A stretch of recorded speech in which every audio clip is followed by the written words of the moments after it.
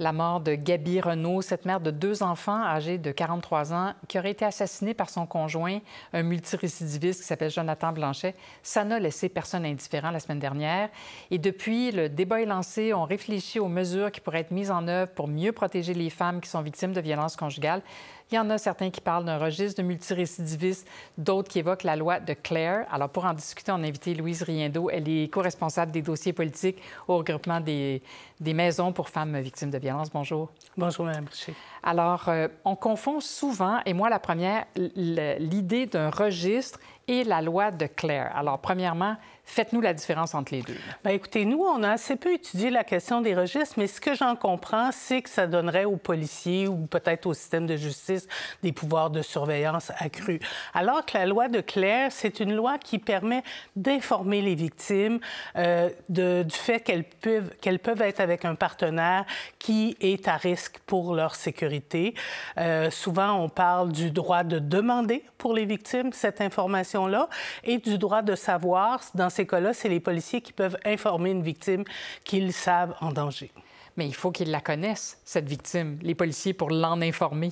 Effectivement, mais si on prend le droit de demander, une victime qui serait inquiète, qui se poserait des questions sur son nouveau partenaire, pourrait se rendre à la police et demander cette information-là.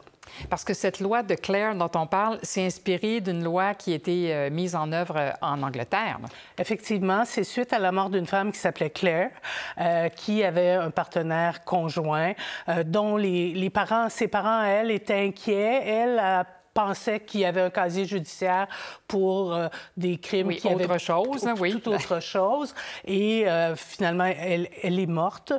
Et c'est suite à ça que cette loi-là a été mise en place. Je comprends. Ici, au pays, on a adopté cette loi-là en juin 2020 en Saskatchewan. Est-ce que ça a porté fruit? Bien, ce que nos collègues de la Saskatchewan nous disent, c'est que oui, c'est apprécié et que ça permet à des victimes d'être davantage informées. Mais on peut aussi se poser la question de est-ce qu'en début de relation, quand on file le parfait bonheur, on va aller s'informer sur un partenaire? Peut-être pas. Et l'autre question qu'il faut se poser aussi, c'est est-ce qu'on risque de remettre la responsabilité de se protéger aux victimes? Est-ce qu'on va leur reprocher de ne pas avoir demandé? Est-ce qu'on va leur reprocher d'avoir poursuivi une relation une fois informée? Moi, je pense qu'il faut faire attention. Le système doit être davantage responsable que les victimes elles-mêmes. Oui, effectivement. On ne peut pas tout faire reposer sur les femmes. Là. Et d'ailleurs, les proches des victimes de violences conjugales ou de contrôle coercitif se sentent souvent impuissants à intervenir. Cette loi-là de Claire, est-ce que ça pourrait pas leur donner des outils, justement? Bien, en fait, ce qu'on voit là, dans les différents exemples qu'on a, c'est que des proches peuvent aller demander, mais c'est la victime qui va avoir l'information. Okay. Donc, c'est pas eux qui l'auront.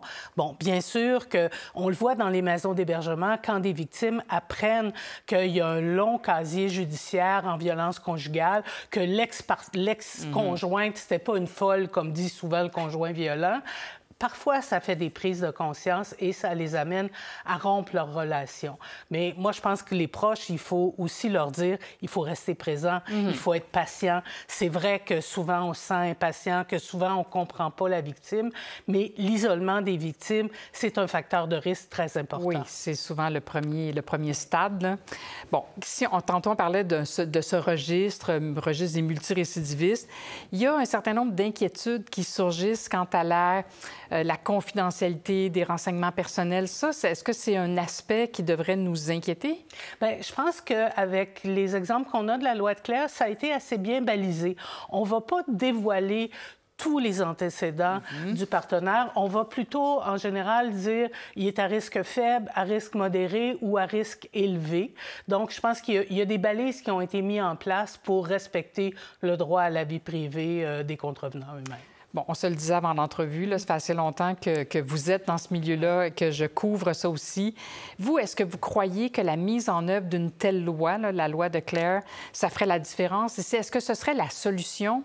Non, ça fait partie des solutions, mais c'est loin d'être magique. Nous, on pense que la solution est davantage dans une meilleure évaluation des conjoints violents et la possibilité de mettre en place des mesures. Au Québec, on peut, s'ils sont d'accord, s'ils comparaissent détenus, évaluer les conjoints violents.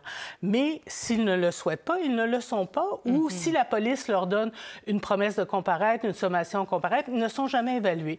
Et s'ils ne sont pas évalués, on ne peut pas utiliser le bracelet anti-rapprochement. On n'utilise pas non plus des mesures comme leur proposer un suivi en attente de procès. Fait que pour nous, c'est vraiment l'évaluation et le mot-clé. Tous les partenaires violents ne sont heureusement pas tous aussi dangereux les uns que les autres. Fort heureusement. Donc, il faut savoir à qui on a affaire et prendre les bonnes mesures. Et il faut que le système soit capable de répondre. Oui. Il faut qu'on ait des procureurs pour traiter les bris de conditions parce que chaque fois qu'il y a un bris, en fait, le contrevenant a le sentiment de gagner sur le système et devient plus dangereux. On a vu ça récemment. Louise Riendeau, merci beaucoup d'être venue dans le studio. Ça m'a fait plaisir. Bonne journée.